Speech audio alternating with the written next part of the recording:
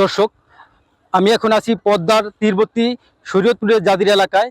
এখানে ঢাকার সাথে শরীয়তপুরে যোগাযোগ হয়েছে পদ্মা সেতু দিয়ে। সেই পদ্মা সেতুর 2 কিলোমিটার পূর্ব দিকে নদীতে যে নদী শাসন করা হয়েছিল বেড়িবাঁধের মাধ্যমে, সেই বেড়িবাঁধে ব্যাপক ভাঙন ধরেছে।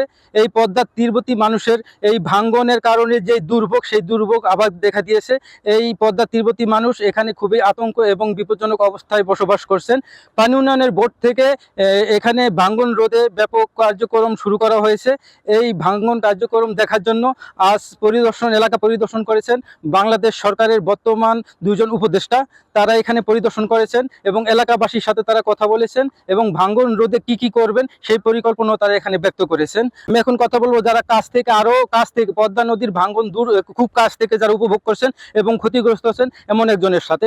আচ্ছা ভাই, আপনি তো পদ্মার তীরে আপনার বাড়ি, এইখানে যে ভাঙন বা বিভিন্ন সমস্যা যে হয়, এই কারণে আপনাদের কি সমস্যা হয় এবং আপনারা কিভাবে এখানে বসবাস করেন সেটা একটু বলবেন ক্লিয়ার। আসসালামু আলাইকুম। আমরা তো পদ্মা নদীর সাইডে বসবাস করি। আমাদের বাড়িঘর পদ্মা নদীতে ভাঙচুর করতেছে। বেড়িবাঁধ পদ্মা পূর্ব পাশে 2 কিলোমিটার নামায় বেড়িবাঁধ ভাঙ্গা করে যেতেছে। বাংলাদেশ উপদেষ্টার কাছে আমাদের দাবি, আমাকে বেড়িবাঁধে কাজ যদি করে দেয় তো আমাকে এখানে যারাই বসবাস করে তারা সুস্থভাবে থাকতে পারবে। ধন্যবাদ আপনাকে।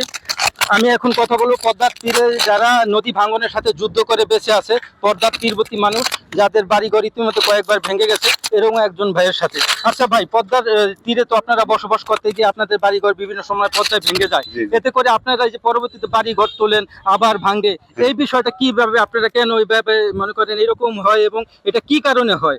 আমাদের যতটুকু জানতে পারছি নদী থেকে যে বালু উত্তোলন করে এই কারণে নাকি এগুলি হতে পারে। বালু উত্তোলন এই কারণে হয়। আবার বেড়িবাঁধ এখানে আমাদের যে বেড়িবাঁধ দিছে এই বিগত সরকার, কিন্তু বেড়িবাঁধ একেবারে নরমাল ছিল। পদ্মা সেতুর পশ্চিম সাইডে যে বেড়িবাঁধ দিছে ওই বেড়িবাঁধটা খুব মজবুত। আর আমাদের এইদিকে পদ্মা সেতুর পূব সাইডে যে বেড়িবাঁধটা এটা একেবারে নরমাল ছিল, কোন রকম বলক বিষয় গেছে গা। তা আমরা চাই যে পদ্মা সেতুর পশ্চিম সাইডে যেভাবে বেড়িবাঁধ মজবুত করে দিছে ওইভাবে এখান থেকে বেড়িবাঁধ যদি হয় তাহলে আল্লাহ তাআলা রাখতে পারে, জায়গাটা রাখতে পারে। বা আমরা বসে এনে হাজার হাজার বাড়ি টানানোর মতো, আমাদের এই এলাকাটা পুরা টানানোর মতো হাজার হাজার। আচ্ছা, এই বড় ভাই জানালেন যদি সরকার উপযুক্ত ব্যবস্থা গ্রহণ করে তাহলে তাদের এই এলাকা রক্ষা পাবে এবং মানুষের বসবাসের উপযোগী হয়ে উঠবে এলাকাটি। এখন আমরা কথা বলবো সরকারের যে উপদেষ্টারা এখানে এসেছিলেন তারা কি ব্যবস্থা গ্রহণ করবেন এবং এলাকাবাসীকে কি সান্ত্বনা দিবেন।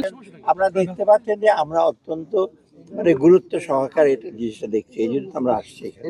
দেখার পর দেখলাম যে এখন আপাতত বাদ স্যান্ড ব্যাগ দিয়ে এটা প্রোটেক্ট করছে, প্রায় একটা পানি উন্নয়ন বোর্ডের লোকজন কাজ করছে।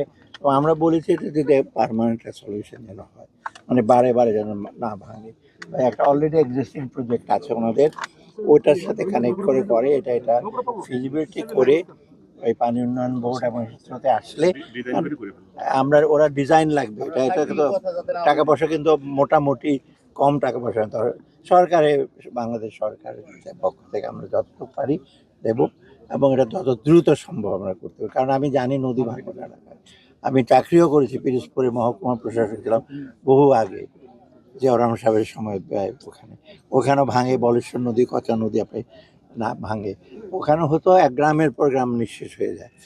মানুষের ভিটা বাড়ি চলে যাওয়া কিন্তু সবচেয়ে দুঃখজনক, এর চেয়ে বড় দুঃখজনক ঘটনা হয় না।